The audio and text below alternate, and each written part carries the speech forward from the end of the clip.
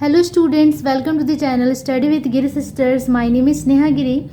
Okay, then last video में 2.1 हमने complete कर लिया था और रेशियो का एंड आज मैं स्टार्ट करने वाली हूँ एक्सरसाइज 2.2.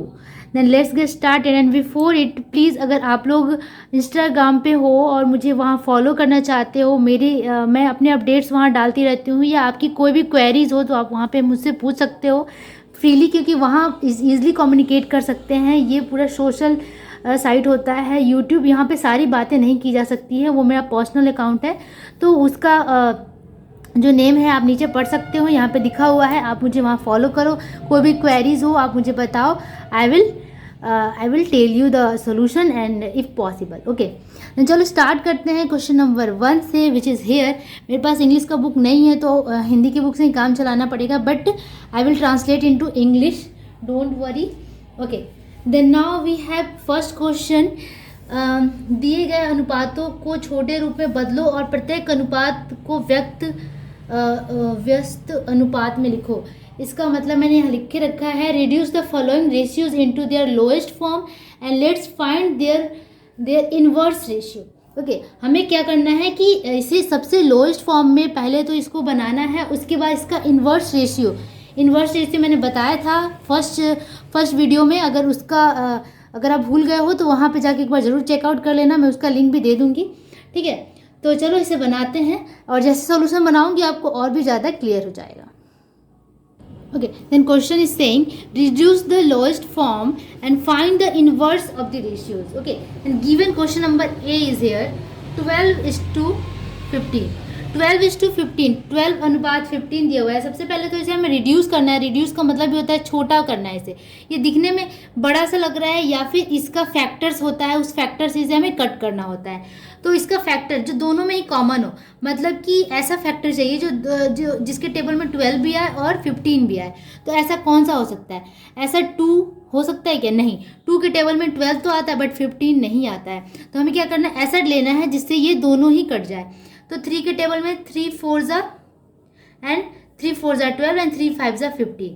दैट मीन्स अब देखो कि 4:5 आ गया. 4:5 ये किसी से भी डिविजिबल नहीं होगा. अगर 4 के टेबल में 5 नहीं आता और 5 के टेबल में 4 नहीं आता, तो ये इसका सबसे लोएस्ट फॉर्म हो गया. अगर ये और जाता तो हम इसे और कट करते, बट अभी हम यहीं पे रहने देते हैं. सबसे पहले ये जो कट करने का जो प्रोसेस होता है वो बिल्कुल आपका डिवीज़न की तरह होता है. जैसे अगर 12/15 मैं करूं तो मैं एक ही टेबल से दोनों को कट करूंगी. लाइक इससे 3 से कट करेंगे तो 3 4 12 एंड 3 5 तो हम लिखेंगे 4/5.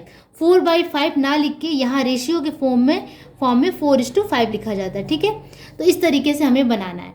अब ये लोएस्ट फॉर्म में आ गया. अब इसका इन्वर्स रेशियो हमें लिखना है. तो बहुत ही ईजी है इन्वर्स रेशियो बनाना. तो इन्वर्स रेशियो इसका हो जाएगा 5:4.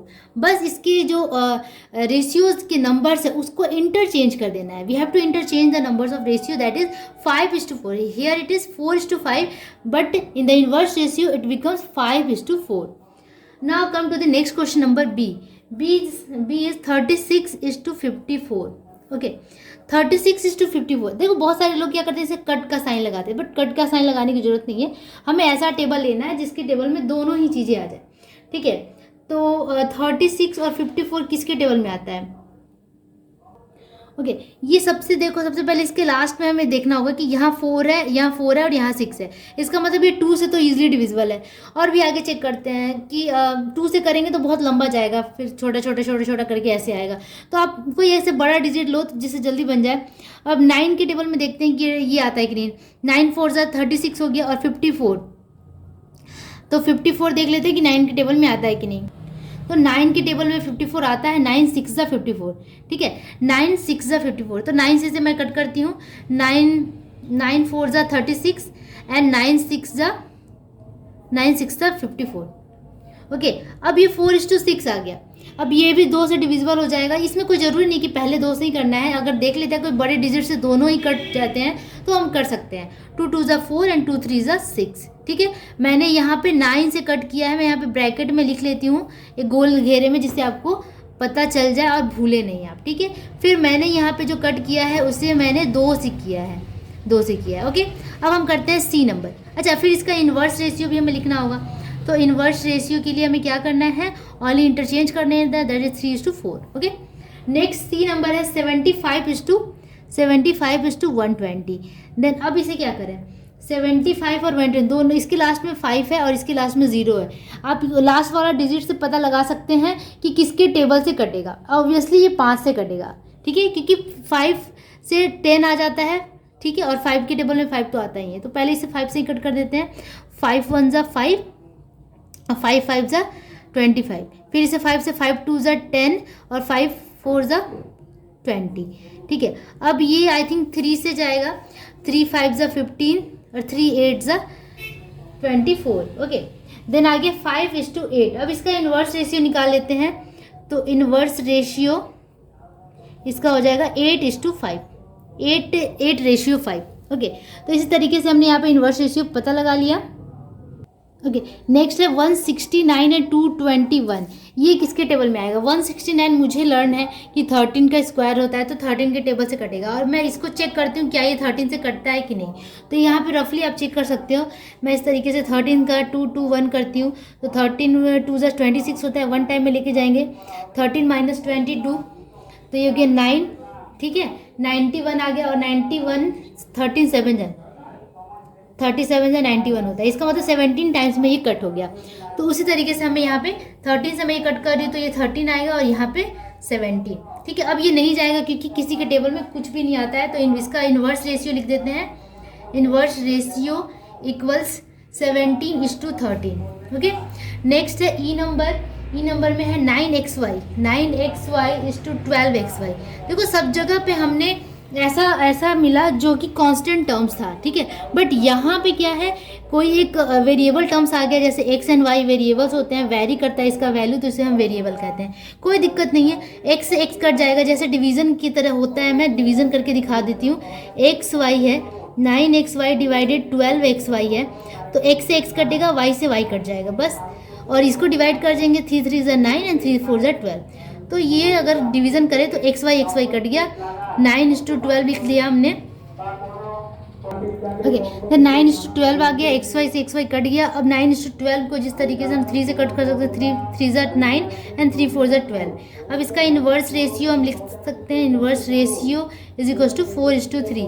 अगर आपको पूरा सोल्यूशन हिंदी में चाहिए तो मैं हिंदी में भी प्रोवाइड कराऊंगी. ठीक है, तो आप हमारे साथ बने रहिए. आपको सारे सोल्यूशंस यही मिलने वाले हैं, चाहे वो इंग्लिश में हो चाहे वो हिंदी में हो. जैसे इन्वर्स रेशियो को हिंदी में क्या कहते हैं, किस तरीके से लिखते हैं, आपको अब इतना टेंशन लेने की ज़रूरत नहीं, क्योंकि आपका पूरा जो ये सेक्शन है, एक्सरसाइजेस है, चैप्टर से, वो पूरा आपको हिंदी में मिल रहा है. ठीक है, तो हिंदी वाले बच्चे don't worry about that. Okay, तो चलो अब हम ई नंबर हो गया. अब हम करते हैं एफ नंबर.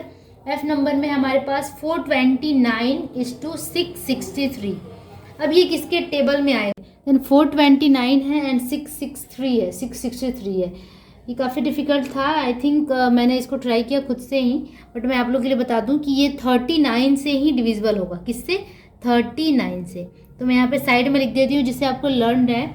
39 से मैंने इसको डिवाइड किया तो ये 11 टाइम्स में कट हो गया, और ये 39 से मैंने डिवाइड किया तो ये 17 टाइम्स में कट हो गया, और इसकी आगे ये कट नहीं होगा. यही सबसे इसका रिड्यूस फॉर्म है. अब इसके बाद इसका इन्वर्स हम रेशियो लिखने जा रहे हैं. तो इन्वर्स तो बहुत ईजी है. Inverse ratio is equal to 17:11. Okay, now come to the next question. Question number G, which is here. G number में क्या है, 3b:12c. मैं अनुपात या फिर रेशियो को 1:2 कहती हूँ. ओके, देन 3 से इसको डिवाइड करेंगे क्योंकि 3 के टेबल में दोनों आ जाएगा. 3 1 ज़ा 3, 1 तो लिखते नहीं है तो मैंने 1 को हटा दिया. 3 4 ज़ा 12c. बस इतना ही रहेगा. और इन्वर्स रेशियो इसका हो जाएगा आपका 4c:b. ओके, उसके बाद आता है H number. H number is 25xyz:625xyz. अब देखो कि xyz दोनों में ही है, देन ईजिली कट हो जाएगा. 25:625 मैंने यहाँ लिख दिया, और 25 के टेबल में दोनों आ जाता है. 25 1 ज़ा 25, और 25 को इससे डिवाइड करेंगे तो 25 आता है, क्योंकि 25 का स्क्वायर होता है 625. बस अब इसका इन्वर्स रेशियो हमें लिखना है. तो इन्वर्स रेशियो इक्वल्स 25:1.